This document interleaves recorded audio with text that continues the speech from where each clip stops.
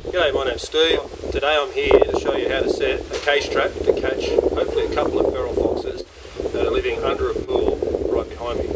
I'm going to be using two different techniques, old world versus new world. New world will be this trap, just barbecue chicken, some sardine juice. Old world will be a rat set in a cage down there with a bit of sardine juice.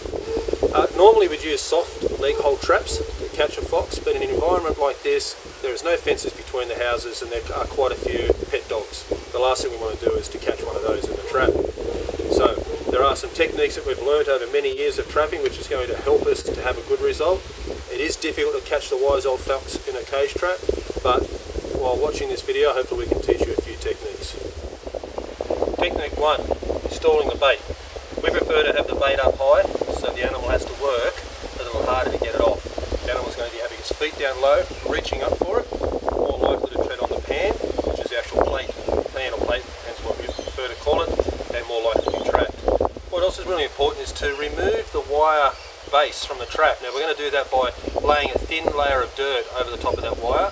I do have the dirt at the rear of the cage which will spread.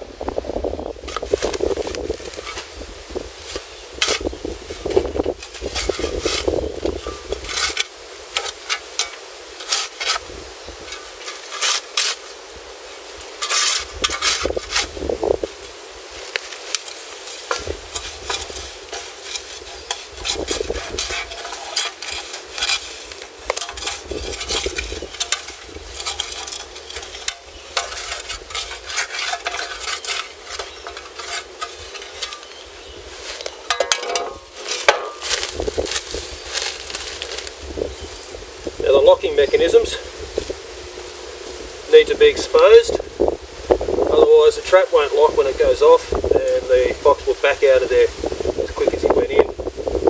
Now normally in a rural environment I'd be wearing gloves because the animals are very suspicious of human smell.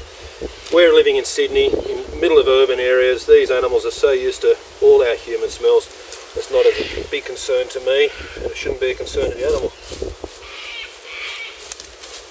Now we've got a thin bed of dirt leading all the way up to the pan. You can feel comfortable walking in there. As soon as he treads on that pan at the back, it will simply drop down like so. Animal's caught.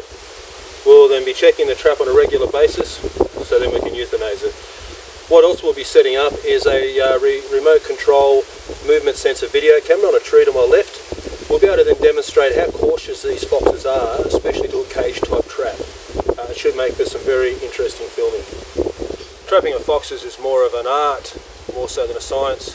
These little techniques may make a lot of sense to you and think, oh, of course you do it that way. But they do make a massive difference. Just the simple sardines juice. We're going to stick that at the beginning of the trap, slightly out the front of the trap and towards the pan. It smells great and the foxes will come from a long distance. Even though we're only trying to travel, they only have to travel a good 20 metres from where their burrow is. Now another important factor, always try to get a little bit of your scent up high. It travels further in the breeze, so if you were trying to bring foxes in from a further afield, it's very, very good